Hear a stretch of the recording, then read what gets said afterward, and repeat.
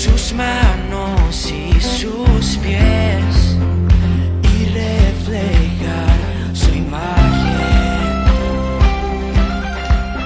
Bueno, el Día del Padre, antes de padres hemos sido esposo, ¿no? Primero hemos sido esposo y después padres.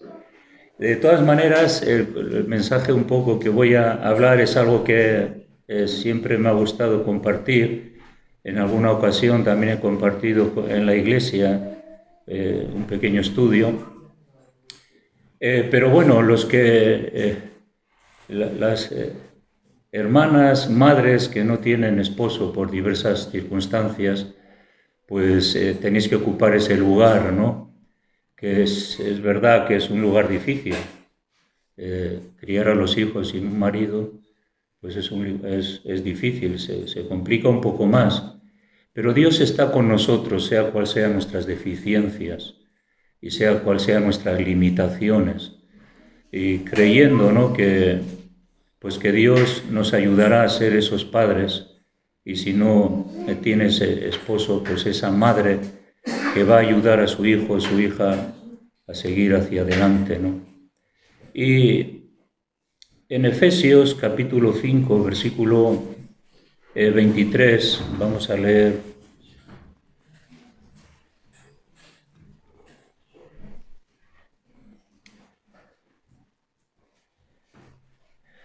Dice que el marido es la cabeza de la mujer, así como Cristo es la cabeza de la Iglesia, la cual es su cuerpo y Él es su Salvador. Versículo 26, 25, dice: maridos, amad a vuestras mujeres, así como Cristo amó a la Iglesia y se entregó a sí mismo por ella, para santificarla, habiéndola purificado en el lavamiento del agua por la palabra, a fin de presentársela a sí mismo una iglesia gloriosa que no tuviese mancha, ni arruga, ni cosa semejante. El marido, como cabeza de la familia, tiene una responsabilidad, por eso decía que primero tiene que ser padre. Y como Cristo amó a la iglesia, dice: maridos, amad a vuestras mujeres. Aquí empieza el verdadero liderazgo de un padre. El liderazgo de un padre no empieza cuando el niño viene a este mundo. El liderazgo del padre empieza amando a su esposa. Ahí empieza el liderazgo, porque es el principio y la base para luego nosotros poder transmitir a nuestros hijos aquello que hemos venido ya desarrollando, hemos venido ya sembrando. Entonces, cuando los niños llegan, y yo soy el padre de ellos, ya he hecho un trabajo, una labor. He podido gestionar el principio para poder edificar el hogar, que tiene que ver con mi amor hacia mi esposa y también entregándome a ella. Cristo se entregó. Por lo tanto, los maridos dicen: amad a vuestras mujeres, como Cristo amó a la iglesia.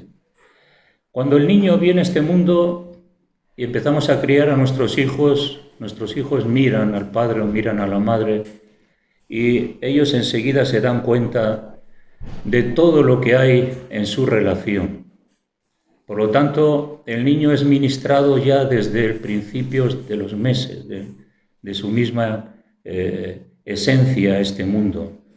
Por lo tanto, ser padre es preparar nuestro hogar. Sabemos que, bueno, hay familias que no han preparado su hogar y han cometido sus errores, pero bueno, de todas formas, cuando venimos a Cristo podemos desarrollar ese liderazgo conforme al corazón de Dios. Entonces, amar a nuestras mujeres como Cristo amó a la iglesia. Así que Cristo presentó una iglesia sin mancha, sin arruga.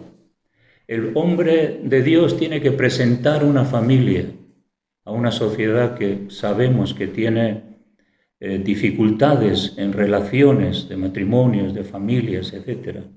Como cabeza, tiene que ser ese representante que transmite lo que realmente Dios quiere que nosotros seamos como familia. El versículo 28 vuelve a decir, así también los maridos deben amar a sus mujeres como a sus mismos cuerpos. Hoy en día el egoísmo en las relaciones matrimoniales, el partidismo, el que yo me voy por un lado, tú te vas por el otro, déjame mi espacio, todo eso. Eso nada tiene que ver con el matrimonio cristiano. Dice que el marido debe de amarla a su esposa como a su propio cuerpo. Significa que no hay diferencias. Significa que el amor de ese hombre hacia su mujer está dispuesto a negarse a sí mismo porque le importa a ella más, ¿no?, que incluso él mismo. Cristo se entregó. El hombre se tiene que entregar. El hombre no es al que la mujer le tiene que servir, tiene que hacer todo como él quiere, en fin, etcétera, etcétera, ¿no? No voy a entrar en eso porque eso es algo que daría para bastante, ¿no? Versículo ese 29 dice que nadie aborreció jamás a su propia carne. El hombre no aborreció, no debe de aborrecer a su esposa. Dice que la sustenta y la cuida. O sea que el marido debe de sustentar, debe de levantar, proteger, ayudar, sostener, para que la mujer pueda encontrar los propósitos de Dios en su vida. No tanto él, sino ella. Y juntos, entonces sí, encontrar los propósitos de Dios. Así que el marido como cabeza primero, porque primero somos esposos y la familia es el núcleo de la sociedad y cada familia debe tener alguien que la dirija. Hay alguien que dirige una empresa, hay alguien que dirige una escuela, hay director de orquesta, hay dirigentes que están al frente de un proyecto, alguien tiene que dirigir. No es que sea más, sino que es el lugar el que una persona toma. Así que el hombre no es más, es el lugar que Dios le ha otorgado para que ejerza autoridad espiritual sobre su vida, no para imponer, no para distorsionar, no para complacerse a sí mismo, etcétera, etcétera. Así que esa es la responsabilidad que tiene el esposo, ¿no?, con la familia. Así que debe de ejercer dirección. Sabemos que hoy en día los hombres, hay mucho machismo y muchos hombres muy déspotas, ¿no?, que se piensan que la mujer siempre le tiene que limpiar los zapatos y él nunca se los limpia. Eso no es correcto. La mujer no es una sirvienta, no es alguien que me complace, es una persona que tiene que desarrollar su labor dentro del matrimonio y que tiene que desarrollar su ministerio espiritual también. Así que ¿qué tiene que hacer el hombre? Ya lo hemos leído, ejercer dirección con amor, amabilidad, consideración con su esposa y su familia. Así que esta es la responsabilidad que Dios le ha dado, ¿no? Entonces, hay muchas cosas que incluyen nuestras responsabilidades. Hay responsabilidades espirituales, también tenemos las responsabilidades domésticas como familia. El hombre tiene que trabajar, tiene que traer el sueldo a casa, tiene que esforzarse por la economía de la familia y tiene que ocupar ese lugar de liderazgo, de provisión. Así que necesitamos ese amor, ese deseo de protección, de interés, de bienestar por la esposa y la familia. Necesitamos como hombres la comprensión, el aprecio y la consideración que necesitan nuestras esposas. Entonces ahí empieza el liderazgo del hombre. No empieza después, empieza antes. Antes he tenido que construir un hogar donde nuestros hijos van a crecer y van a darse cuenta qué es lo que significa el hogar. Porque hay muy pocas referencias en nuestra sociedad.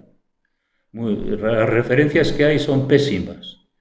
Y parece que la sociedad, el matrimonio solamente quiere satisfacer sus sentimientos, deseos, y cada uno busca su propio proyecto, y enseguida que viene la ruptura, porque no hay esa unidad que Dios quiere que haya. Así que necesitamos el aprecio y la consideración constantes. Sobre todo, algo que está costando en nuestra sociedad y que está llevando los matrimonios a la destrucción es que necesitamos la absoluta fidelidad a nuestra relación matrimonial. Cosa que no se da. Ese es el Padre que Dios quiere, y ese es el Padre que quiere que nuestros hijos vean, ¿no? La fidelidad. No que hoy estoy con uno y el otro con otra y todo eso, ¿no? A veces se oye que no, es que ya se me ha acabado el amor y entonces tengo que buscar a otra persona. Pero todo ese tipo de relaciones tiene un sufrimiento para nuestros hijos y la falta de esa unidad a veces familiar pues puede producir eso. Entonces, pensando en este versículo de, por ejemplo, en Salmos 127, tenemos que creer, y es lo que necesitamos ver, que dice 27.1, Salmo 27.1, si Yahvé no edificare la casa, en vano trabajan los que la edifican. Si Dios no edifica la casa, en vano trabajan los que edifican la casa.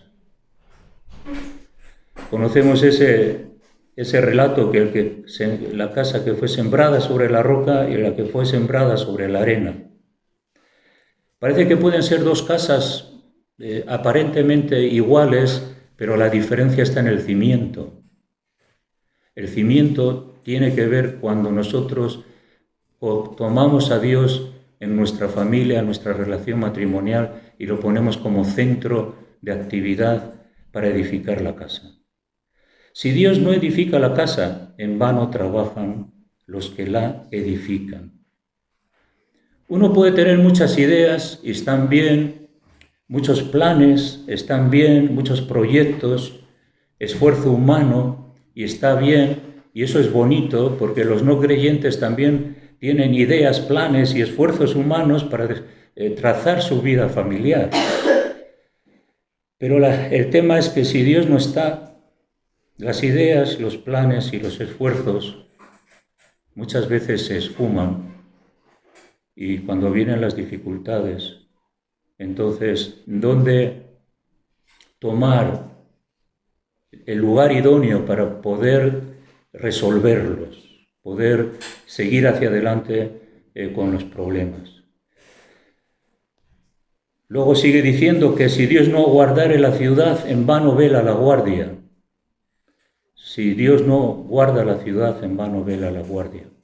Si nosotros, nuestras familias, como hombres llamados por Dios para liderar una familia, podemos velar, podemos luchar por nuestra familia, podemos hacer esfuerzos y está bien, pero si Dios no nos guarda, en vano velamos. Porque todo eso no puede servir para mucho cuando vienen las dificultades de la vida, ¿no?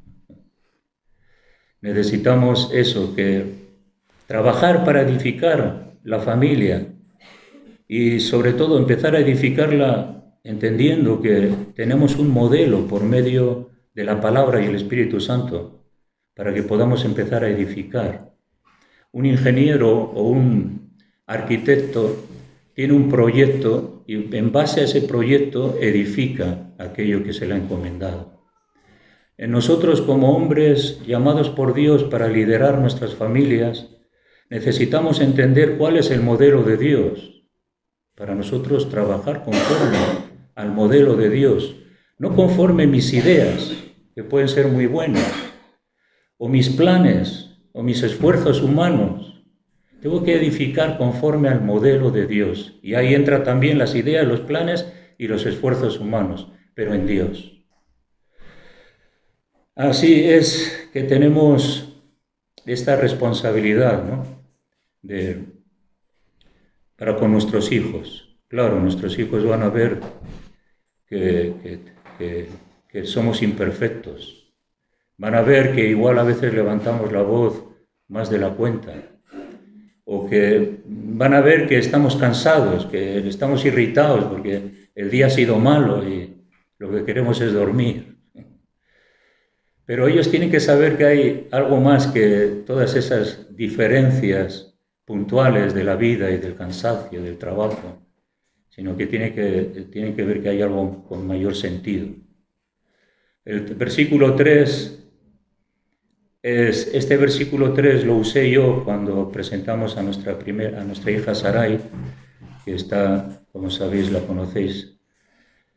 Cuando presentamos a nuestra hija, yo compartí este versículo, 27:3. No se me ha olvidado y ya nuestra hija va a hacer 36 años. Es curioso, ¿no? Dice que herencia de Yahvé son los hijos, herencia del Señor son los hijos, cosa de estima el fruto del vientre. Como saetas en mano de valiente, así son los hijos habidos en la juventud. Herencia. Tenemos que entender que lo que Dios ha puesto en nuestras manos es realmente como una herencia, que en el fondo no nos pertenece. Nuestros hijos no nos pertenecen, son de Dios. Ahora se nos ha dado la responsabilidad de criarlos, amonestarles y ayudarles en su desarrollo. Pero es una herencia y es un fruto estimoso, de grande estima es el fruto del vientre. Mi esposa y yo, cuando paseamos por la calle, nos encantan los niños. Siempre decimos algo de cada uno. Siempre, mira ese, qué sonrisas, qué ojazos, qué bonito, cómo se mueve, ¿no? Todo y incluso a veces les decimos alguna cosa. Estima del fruto del vientre, cuanto más para los padres es de estima. Algo que que estimamos es algo que cuidamos. Pero no solamente nuestros hijos necesitan ropa, sino que tienen una necesidad espiritual. Pero luego lo vamos a ver. Que dice que como saetas en mano de valiente, así son los hijos habidos en la juventud. Una saeta es una flecha que es lanzada. Nuestros hijos son esas saetas que tienen que ser lanzadas para cumplir los propósitos de Dios en su vida. Aleluya. Así como una saeta es lanzada con un propósito, nuestros hijos tienen que ser lanzados con nuestra ayuda, con nuestra sabiduría, con nuestra gracia, con nuestras oraciones, tienen que ser lanzados a esta sociedad que tanto necesita conocer a Dios.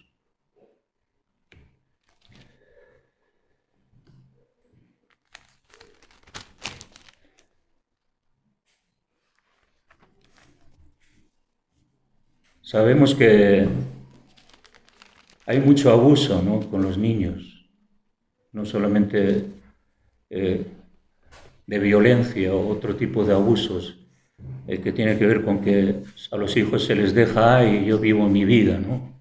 Que lo cuide mi mujer o que lo cuide mi abuelo o mi abuela. Y bueno, aquí dice, compaginando estos dos versículos, Colosenses 3:19, para seguir afirmando lo que Dios quiere que nosotros seamos como hombres, como padres. Dice, maridos, amad a vuestras mujeres y no seáis ásperos con ellas. Tú cuando pasas la mano por una lija o pasas la mano por un lugar arrugado, es áspero, no es agradable, ¿no? Entonces, el hombre de Dios tiene que ser agradable con su esposa, no tiene que ser áspero, no tiene que encontrar su esposa asperezas en el trato que tiene con él.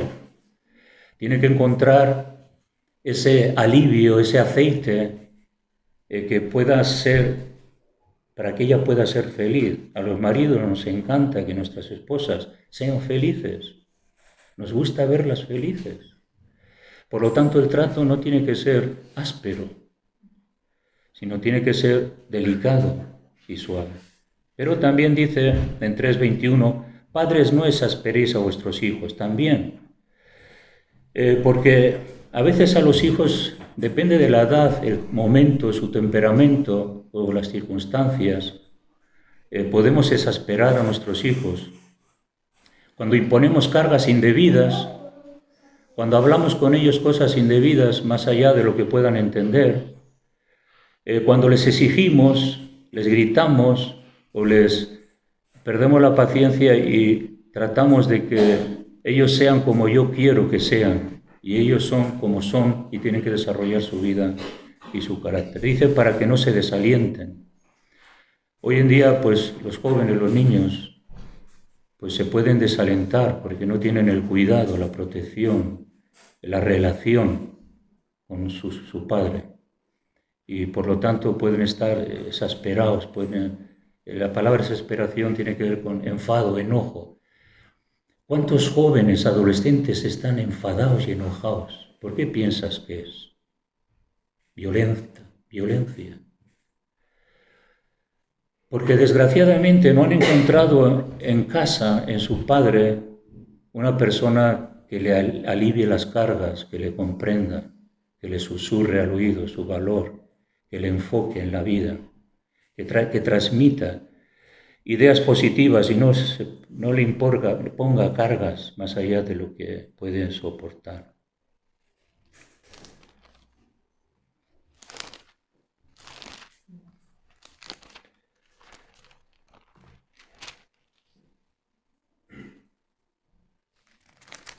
Bueno, el tiempo se va. Hemos empezado un poco más tarde el culto, pero a grandes rasgos, ¿no?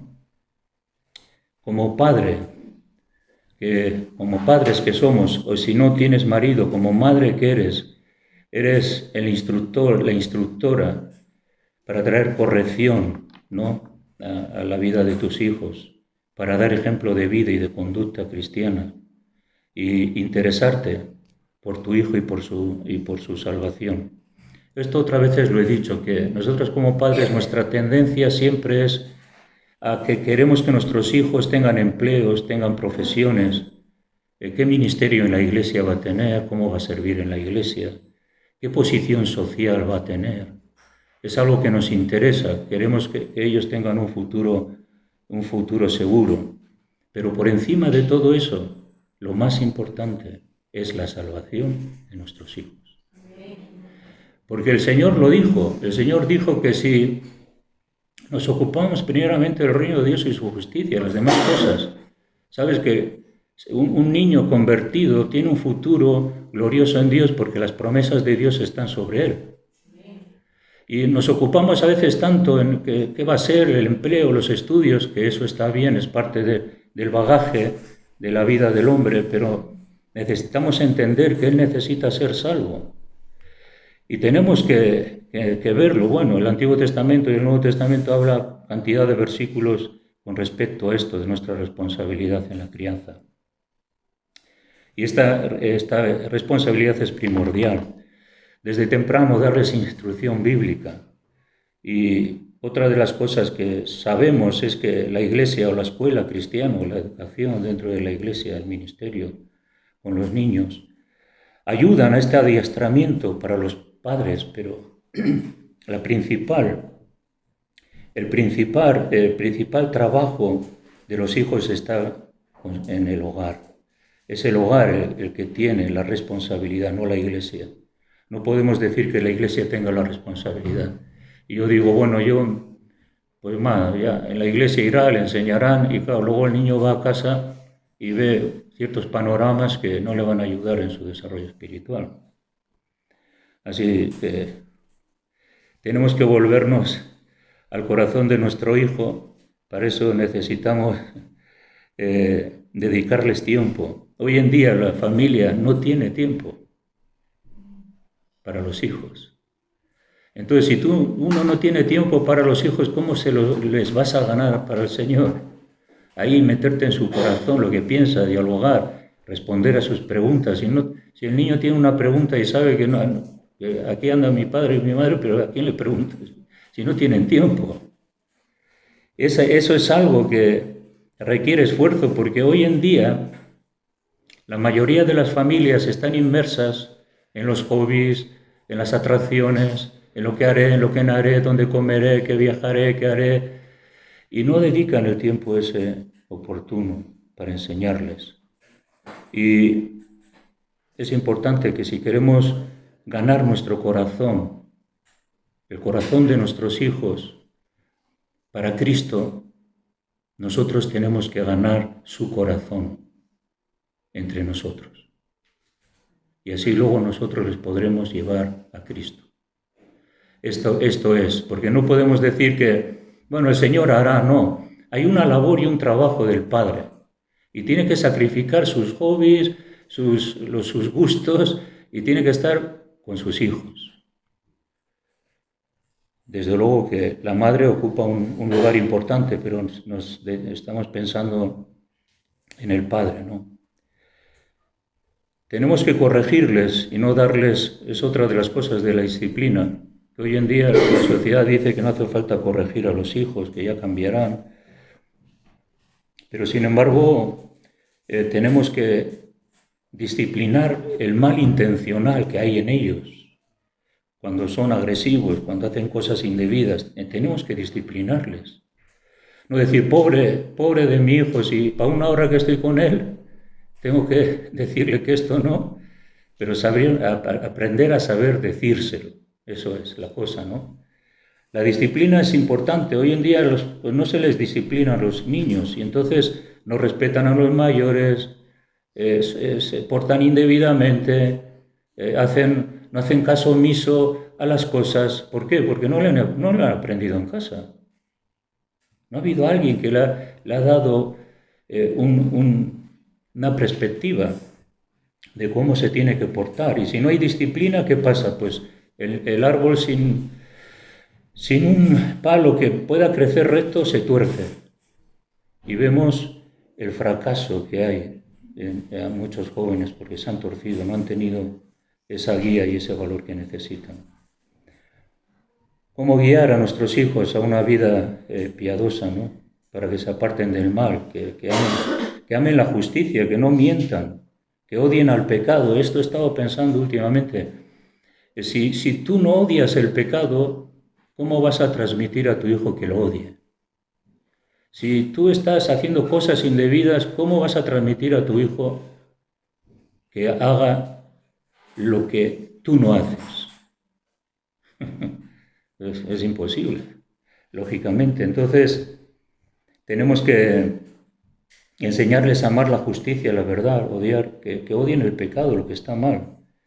Y inculcarles, ¿no? Que tengan esa actitud hacia lo que no es bueno para que se aparten de él. Y nuestros hijos necesitan la disciplina espiritual como nosotros. Tenemos que darles el espacio y el tiempo y no, como decíamos antes, no exasperarles, porque es como un creyente nuevo en Cristo, ¿no? No se puede poner sobre sus vidas cargas que todavía no está preparado a llevar. El niño tiene que ir asimilando y comprendiendo. No va a ser el niño santo, justo, que no llore, que no hable mal. Se necesita tiempo y espacio y también paciencia de nuestra parte. Así que los hábitos que muchas veces nosotros necesitamos como creyentes, ¿no? También les animamos a que estudien, les animamos a que desarrollen sus talentos. También tenemos que animarles en la vida cristiana. Antes hemos hablado de eso, de ese proyecto de Dios, donde nosotros tenemos que desarrollar dentro de la familia. Pero ahí rápidamente tenemos que protegernos de las influencias, ¿no? Que hay en este mundo, de la atracción del mundo y sobre todo de los compañeros inmorales. Ellos tienen que tener compañeros incrédulos, desde luego, pero les tenemos que enseñar que hay lugar para la comunión y para compartir con los demás, pero hay momentos donde la inmoralidad se manifiesta en muchos jóvenes y entonces nuestros hijos tienen que saber que se tienen que apartar, que ese no es el lugar al que Dios nos ha llamado, ¿no? Y eso, enseñarles, ¿no? Que Dios también, como nosotros, Dios nos observa, evalúa lo que pensamos, lo que hacemos, que todo tiene sentido, que ellos no pueden vivir y y ya está, ¿no? Llevarles al arrepentimiento y a la fe personal ya, ¿no? Desde su niñez, para que ellos puedan llegar a bautizarse y entregar su vida a Cristo totalmente. Entonces es algo que nos toca a nosotros hacer. Animarlos mucho, ¿no? Porque muchas veces nuestros hijos vienen con sus fracasos, sus dificultades, sus preguntas, sus angustias, sus cuestiones, cuando pasan mucho tiempo fuera de casa, en la escuela, y a veces vienen abrumados porque las cosas no son como nosotros les decimos. Y bueno, tenemos que enseñarles también que ellos son extranjeros y peregrinos, que no pertenecemos a esta tierra, que esta tierra tiene una forma de vivir y nosotros tenemos otra, que nuestra verdadera ciudadanía está en los cielos. Por lo tanto, que nosotros somos ciudadanos del cielo. Y algo que yo creo que le falta a la juventud es orientación espiritual, por eso también están desesperados, no tienen sentido espiritual en su vida. Se dan cuenta que la vida pasa y es frustrante todo, y se desalientan y se rebelan porque no hay una solución espiritual a sus vidas. Entonces, enseñarles que Dios les ama y que tiene un plan para su vida, no solamente un plan de su proyecto de vida, sino un plan en el que Dios está muy inmerso en él. Y eso trae consolación al niño, sabe que hay un Dios que está guiando su vida y que tiene un plan para su vida y que hay que conocerle. Y cuando el niño conoce a Dios, experimenta la presencia de Dios, es un alivio en su desarrollo de la niñez y de la madurez. Instruirlos. Una etapa bonita con los niños pequeños es cuando ellos son pequeños, leerles algo, orar con ellos antes de que duerman. Es el lugar donde pueden recibir la enseñanza bíblica. Luego ya crecen, es un poco más difícil, ¿no? Pero darles ejemplo y exhortación y que tengan ese devocional, ¿no? Tener ese devocional familiar con ellos. Y bueno, yo recuerdo que lo hacíamos todas las noches y teníamos una Biblia con dibujitos y les enseñábamos. Cuando íbamos de vacaciones teníamos nuestro devocional siempre y eso es importante. Es ser ejemplos en esa exhortación de vida, ¿no? No podemos decir a nuestro hijo, mira hijo, tienes que orar, y luego tu hijo no te ve a ti orar nunca. No te ve de rodillas, no te ve que lloras, no te ve que estás preocupado, no te ve que estás en una lucha espiritual, que lo que él está recibiendo es algo que tú lo estás, que su padre lo está viviendo, esa transmisión del valor de la oración, que lo van a necesitar. Y ellos van a ver respuestas a sus oraciones cuando busquen a Dios también en su vida personal. Sobre todo algo que no hacemos o... Bueno, sí, nosotros sí que les hemos enseñado que el cristiano va a sufrir, va a soportar, va a tener persecución, dificultades, y que si nuestros hijos quieren vivir piadosamente en Cristo, va a ser igual que a nosotros nos ocurrió. Si queremos vivir piadosamente en Cristo, sufriremos persecución, y eso se lo tenemos que decir, que la vida no es fácil, que va a haber luchas, que va a haber persecución, circunstancias, amigos de los que van a recibir, pues, igual a veces palabras feas, odio, etc. Y esa es otra parte importante como padres, que ellos entiendan que van a tener que sufrir, pero ellos tienen que decidir también orar y pedir a Dios ayuda en esas sus propias dificultades. Incluso cuando ellos vienen con dificultades, nos ponemos con ellos y decimos, bueno, vamos a orar a Dios por este problema. Y vamos a ver cómo Dios nos va a ayudar en este problema que tienes, ¿no? Porque la solución no está en la violencia, la rebelión, en las peleas, en todo lo que los niños hacen en las escuelas, ¿no? Que en vez de tener paciencia y amor hacia los demás, se comportan como salvajes, porque nadie les ha enseñado que tienen que perdonar y que hay un Dios también que responde a las oraciones. Y eso es algo importante. Pues esto es lo que nos toca lo que nos toca hacer, ¿no? Muy bien, hermanos. Pues hasta aquí. El Señor os ayude en este gran reto, ¿no? Y otra de las cosas que me viene ahora a la mente es que cuando tenemos problemas en casa, nuestros hijos, si se depende de la madurez que tengan, no tienen que darse cuenta de los problemas que nosotros tenemos. Les podemos dañar, depende de qué problemas, ¿no? Pero no podemos levantar la voz en casa y solucionar los problemas en el matrimonio a base de gritos y de imposiciones, porque eso les daña también.